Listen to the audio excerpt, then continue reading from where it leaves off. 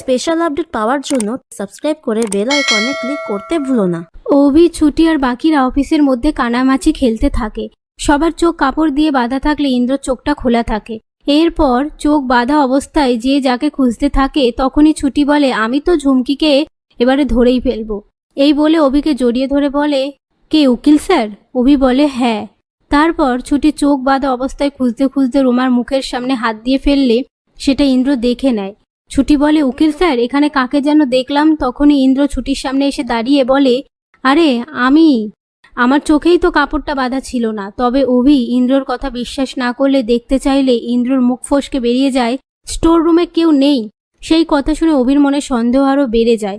সেই মুহূর্তে রোমা সেখানে আসলে ঝুমকি দেখে নিলে রোমা চোখের ইশারায় করে ঝুমকিকে বাঁচাতে বললে ঝুমকি পাশে দাঁড়িয়ে থাকা মিঠুনকে একটা থাপ্পড় মারলে মিঠুন বলে, মারলে কেন? এই নিয়ে তারা ঝগড়া করতে থাকে। আর ছুটি এসে ঝুমকিকে বলে, কেন মারলি ওকে? এই নিয়ে তারা ঝামেলা করতে থাকে। সেই পুরো ধ্যান সবাই মিলে সেই দিকে দিলে রোমা সেখান থেকে পালিয়ে যায়। কিন্তু অভি সেই সন্দেহ মন থেকে দূর না হলে স্টোর রুমে গিয়ে খোঁজাখুঁজি করতে থাকলে ইন্দ্র পিছু পিছু এসে বলে, কেউ নেই।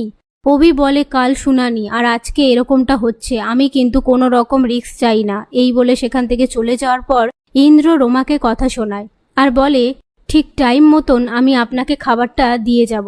ওদিকে ছুটি খিচুড়ি বানিয়ে সবাইকে খেতে দেয়। তারপর ছুটি অভিকে খিচুড়ি দিলে অভি বলে, আমি খাবো না। সেই কথা ঝুমকি শুনতে পেয়ে অভিকে এসে বলে, হ্যাঁ, তুমি একদম ঠিক করেছো, তুমি ছুটির হাতে একদম কিচ্ছু খাবে না, উপোস রাখো।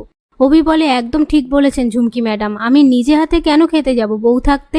এই বলে ছুটিকে খাইয়ে দিতে বললে ছুটি অভিকে খাইয়ে দেয়।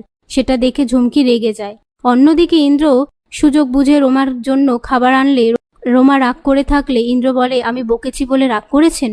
এই নিন, খেয়ে নিন। এই বলে রোমাকে খাইয়ে দেয়।